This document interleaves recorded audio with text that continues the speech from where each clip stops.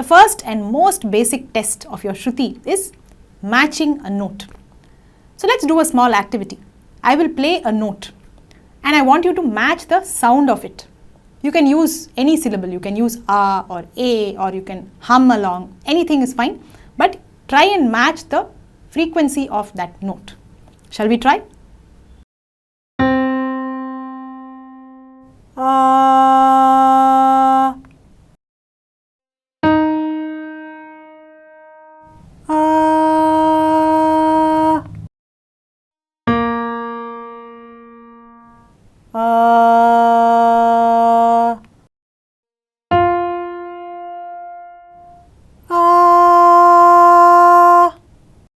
Now you see, when you match the note correctly, you will be able to hear only one single sound, like So my voice and the note have got blended together. So we are able to hear only one single note, one single pitch. But suppose I am singing wrongly. Let's say I am singing either higher than the note or lower than the note. Then you will hear two different sounds. For example, see, now I was singing higher than the actual note. So you could clearly hear two sounds and it was not exactly in sync, right? Now suppose I am singing lower than the note. It will sound like again we hear two sounds. So that means again I am singing wrongly.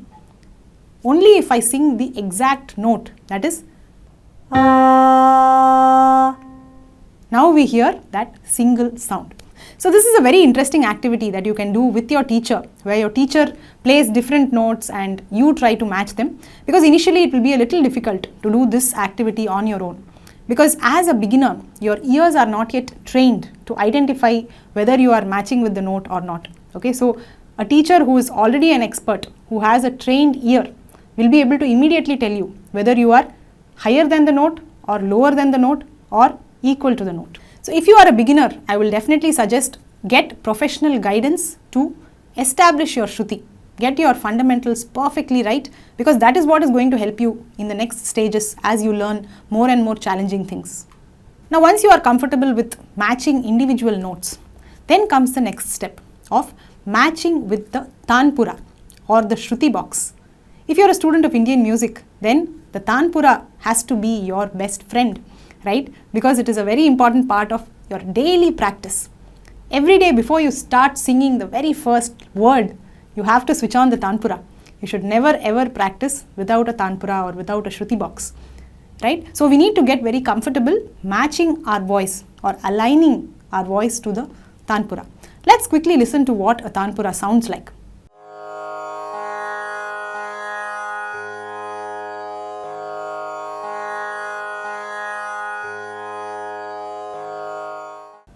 So if you see here, this is not a single note like what we heard in the previous activity.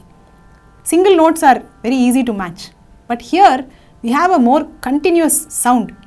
There is a lot that is going on. So let's try to first understand the sound of the Tanpura.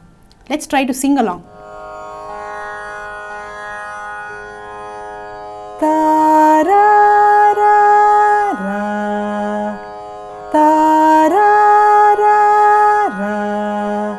Right? So this is the continuous tune, the continuous pattern that keeps playing repeatedly on the Tanpura.